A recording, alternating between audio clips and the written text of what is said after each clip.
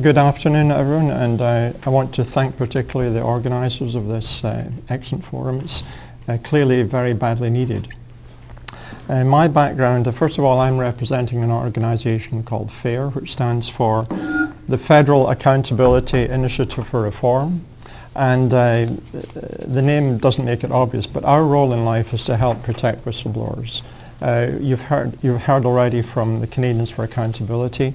Our focus is more on the law and the implementation of laws to protect whistleblowers. There are very limited resources in this area, and so none of us have the ability to help all the people out there that need help, and that's our focus. My background, I had a successful career in industry. I'm an engineer by training. I'm an expert in management systems, quality management systems in particular. And in the last few years, I've essentially retired in order to devote my energy to this issue of whistleblower protection. And I'll not go into the reasons of how that came about. But this is a key part of the puzzle that we're looking at in how we make our airways safe. And as part of my preparation for this, I got out the Dryden report, which is 4 volumes like this, for those of you who haven't seen it. And in going through that, I really had a sense of déjà vu, that we're looking at very much the same situation, very same issues again. And when I turn on the TV and I see the listeriosis inquiry going on, again, the same problems, the same attitudes, the same failure to oversee the industry. I'd like to focus my remarks on the role that whistleblowers play and the challenge of protecting them adequately. Now, I don't think that I need to convince anyone in this room of the need for people to be able to speak up, either as part of the SMS system or when that's failed to go beyond that. But I would like to give you some more information that will help you perhaps to articulate the scope of the problem to others. It's very telling that if we look at other countries that we would compare ourselves with typically, the USA and Canada, that both of those countries have had whistleblower legislation for more than 20 years. We theoretically made a start recently, but as I'll explain to you, it's a false start. We really haven't gotten nowhere. It's also interesting that in both of those countries, the triggering event that caused a demand for this type of legislation was to do with transportation and aerospace. One was the Columbia shuttle disaster, in which the O-rings failed. The other was, and which led to the loss of the entire crew, including a civilian teacher. The other was the sinking of a roll-on, roll-off ferry off Zeebrugge in Europe, in which over 190 lives were lost because the ferry sailed set to sea with the bow doors open, and it sank within minutes. Now, the investigations of those disasters in both cases found that employees within the industry were fully aware of the problems that led to the tragedy, and in fact had tried every means at their disposal to have those problems addressed, and that they had been ignored. And hence the preventable disasters were allowed to occur.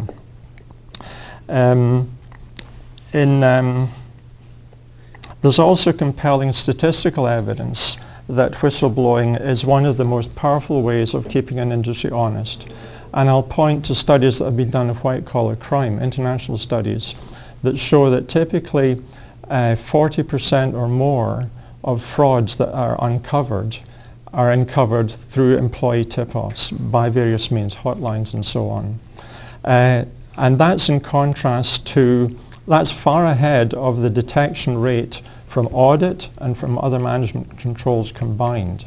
The next most important method of discovery is by accident. So that's, to me, those are compelling arguments that say that we absolutely need to tap into this resource.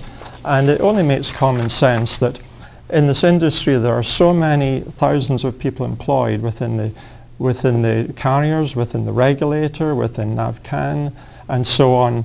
And these people know what is going on. They know when the shortcuts are being taken. They know when the rules are being broken. If only we could allow them to speak up safely, and then we would know what was going on. So I'm going to make the argument that that we have to have a strategy of stripping away the excessive and unnecessary secrecy that is being layered over this entire system. And there are many parts to that, but the part I'd like to focus on is the whistleblowers. Now the challenge here, some of you might think this is not going to be too difficult, we'll just add a few lines in the regulation and it's done. I'm sorry, it doesn't work that way. And I'd like to give you a sense of that by talking about the typical experience of a whistleblower, because we have some of them here, and I think all of them will attest to the extreme stress and damage to their lives that has been done to them. But these people here are survivors. These are the ones that are standing and have survived the experience and are able to talk about it. The typical experience of someone who comes across information that their bosses don't want to hear and tries to get it dealt with is that they're subject to vicious and calculated harassment and reprisals in their workplace. Attempts to isolate them, to make their colleagues frightened to speak to them, to humiliate them. And this goes on until they can't take it anymore. And at some point their doctor will say to them, you can't go to work anymore because it's going to kill you. And at that point the organization has succeeded in getting rid of them and getting them out of their workplace, in silencing them. But it goes further than that, because the employers will make every attempt to prevent them from being employable and not just lose their jobs but lose their careers. The consequences for this on them and their family are enormous. There's sometimes litigation. Regardless, they typically lose their livelihood. That leads to loss of the home. And it's very hard for family to understand what's going on here. It's very hard for them to understand when all the authorities are saying this guy's wrong, this person is, raising false alarms. It's very hard for them to understand that this is a person who's doing the right thing and standing for the truth, and hard for them to understand why this issue is apparently being put ahead of their interests. So people lose their families as well. And they end up with a lot of the type of post-traumatic stress symptoms that you'd expect from people who've been in the war. Nightmares, flashbacks, chronic depression, suicidal thoughts, and regrettably some do actually commit suicide. Now, I'm not telling you all this just to raise sympathy.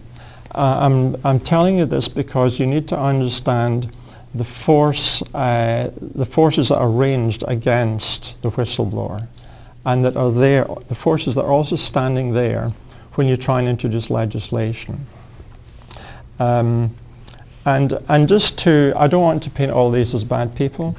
What I've learned is that in the situation where an employee has information that might undermine confidence in the industry, then the senior people manage to rationalize that they're doing the right thing and that the whistleblower is entirely wrong. They rationalize their actions, they demonize the whistleblower, and that means that in their minds everything that they could do to this person is justified because the whistleblower is entirely wrong and doing the wrong thing. Now, you might think that you might expect the sort of behavior from a commercial firm whose profits are threatened. You might not expect, especially as Canadians, we tend to trust our government, you might not expect this kind of treatment from the government. And you'd be absolutely wrong. I'll mention a couple of cases which have relevance here. One is the case of the lady who founded the organization I'm now running, who blew the whistle on waste and extravagance in foreign affairs, was harassed out of her job. She sued her bosses for harassment, and that case is now in its 11th year.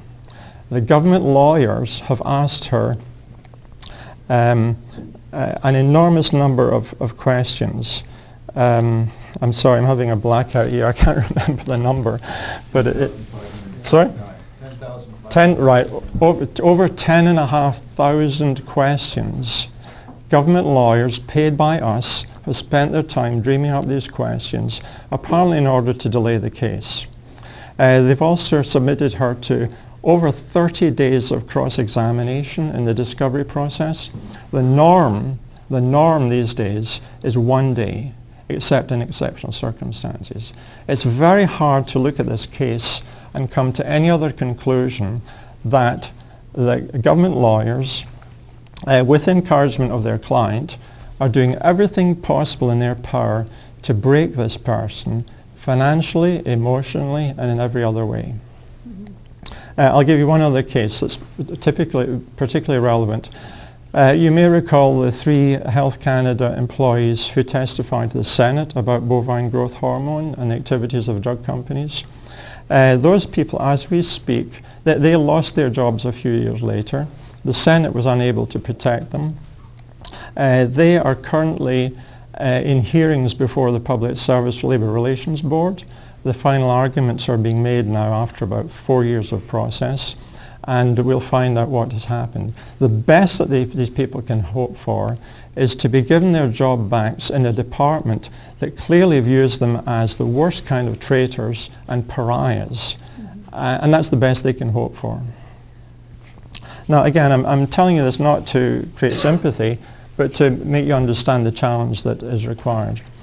In Canada, our parliamentarians have tried to deal with this, and we have legislation which came in 2 stages. One was under the Liberals, and then the legislation was amended as part of the Federal Accountability Act. So we have today at a federal level the Public Servants Disclosure Protection Act. And unfortunately, it's not working. It was criticised as it was going through Parliament. The Senate correctly identified many of the shortcomings and attempted to correct those, but the amendments were all rejected.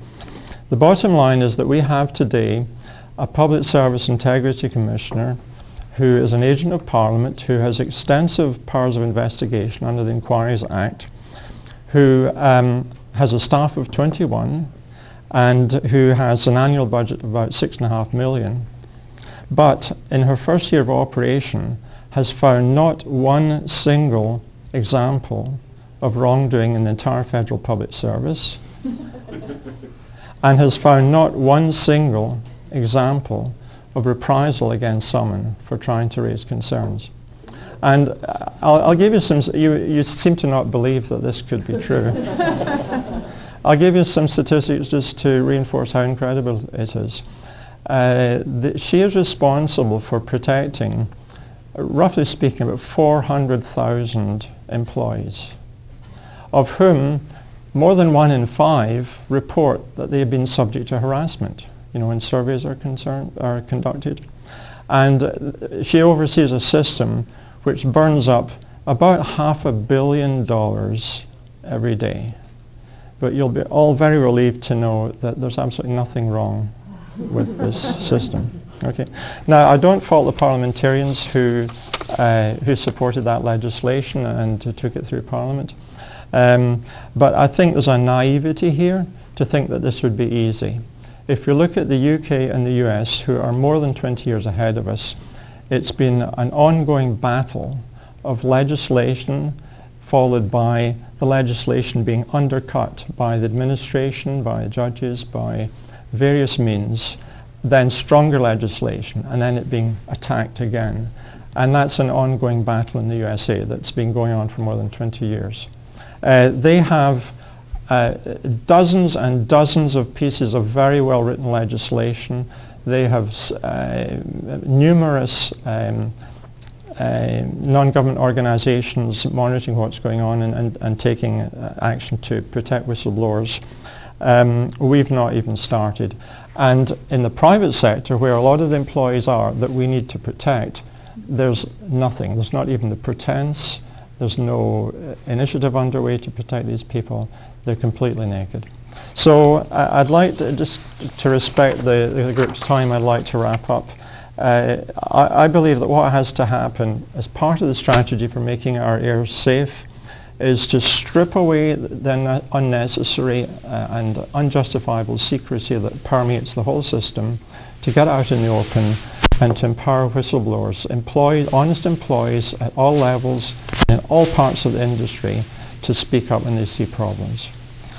So thank you for your time. I appreciate it.